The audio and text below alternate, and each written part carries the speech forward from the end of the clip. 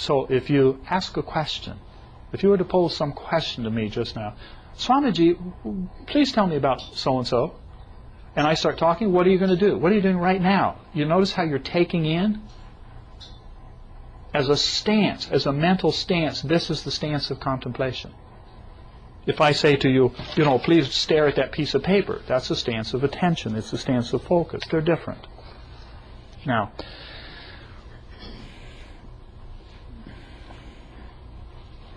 said differently, half of the process of what we're doing is removing obstacles.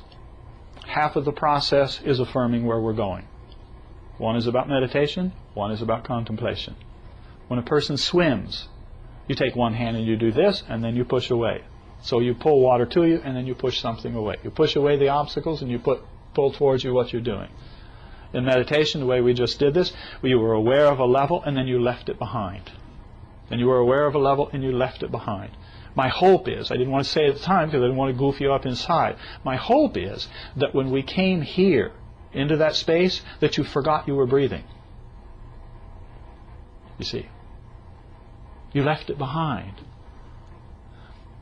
You focus and you leave behind. You focus and you leave behind. Meditation and contemplation dance together beautifully. What is contemplation? Okay, I'm just going to dump these out. You don't know what they mean. Here's 7 principles.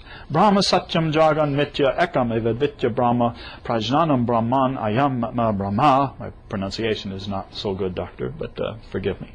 Tatvamasi aham brahmasmi sarvam kalvidam brahma. Wonderful. It starts Brahma satyam jagan mitya. In rough terms, it means there is one absolute reality. And that's reality. And everything else is only apparent reality. If I hold this cup up, you say it's a cup. What if I tell you it's plastic? Which is more true, that it's a cup or that it's plastic? You see, it's more true that it's plastic, because before they turned it into a cup, it was plastic. And if we put it through our blender and grind it up, it's still plastic, but it's no longer a cup. So it's only relatively a cup. You see, this can sound like an intellectual head trip. But this is a way of observing what is reality and what is truth. If you pose the question, who am I? And you say, why me? Okay. Am I my hand? Did you ever meet anybody who was in an accident or a birth defect? They didn't have a hand? Does this person still exist? Yes. Do you know one of the times I discovered this truth and I didn't have these words to go with it? I was in my mid-30s. I had a tooth pulled. It was a permanent molar. And suddenly I realized part of me is gone. My tongue is going over there. And there's the simplicity of it that struck me is that's never growing back. It's gone. Part of me is gone. But the other part was nobody's gone. Can you feel how your mind sits with this that I'm saying right now? This is the arena of contemplation. It's the stance of contemplation. It is not sitting around intellectualizing. It's not what it is. I claim the right. I claim the right in religion. Christianity, one reference from Christians say there's 39,000 denominations. If they have 39,000 versions, I claim the right to have my version. And what Jesus said, his number 1 instruction was, just before number 2, love your neighbor as yourself, which I don't know how to do unless you can do number 1. It says, the Lord our God, the Lord is one. Now for some people that means our guy is the only one and yours is wrong. Another view says, that which you call Lord and that which you call God is actually one absolute reality. The Lord, our God, the Lord is one. I claim that right. It is a non-dual reality. What you call God and what you call Lord, or any other name you want to give it, is in fact one. O-N-E, one in English.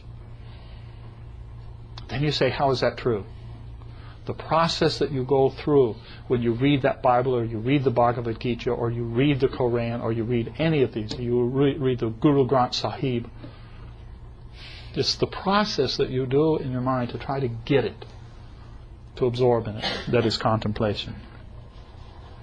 If you do only contemplation without meditation, maybe you'll get there. Not so good. But maybe you'll get there. If you do only one without the other, you're missing something. If you do only meditation without contemplation, you're missing something. Sometimes you'll have a little glimpse of a direct experience, but you don't have a clue what happened. I can't tell you the number of times I've had a conversation with somebody that they tell me a story of something happened 10, 20, 30, 40 years ago, and they still don't know what happened. What we need to do is come to the part that says, let me explore it. That's a contemplative process. Then all of the other practices lead up to that. Let's say that I have worked with my body, I have worked with my breath, I have worked with my mind. I have trained my mind to be one-pointed in meditation. I have trained my mind in how to do contemplation. I have practiced cultivating bhakti, the love of the heart, for other human beings and the Lord within, or however we do that. I seldom talk about what I do in the arena of bhakti. It's not uncommon that somebody says, you're a jhani, you're a head trip, you're an analyzer. Happens all the time. Get emails. Which practice a person is really doing is the one that he never talks about, because it's too close in the heart. I'm not saying that as a universal comment. But for me, that's called Mahatripura Sundari. It is the one who lives in the three worlds. It is she. It is she who lives in this gross world. She who lives in that entire subtle astral plane that is the backbone behind it. And she who lives in that ground out of which it comes. She is the one in the three worlds. And that's where my heart sings. When I'm sitting there quietly alone and this mind is not jabbering words, as it is right now. When you have done the bit with the heart, listen to the way Bill was telling you about the awakening of his heart with his altar and all that. But if you have a heart and you don't use your mind, you're missing something. If you have a mind and you don't use your heart, you're missing something.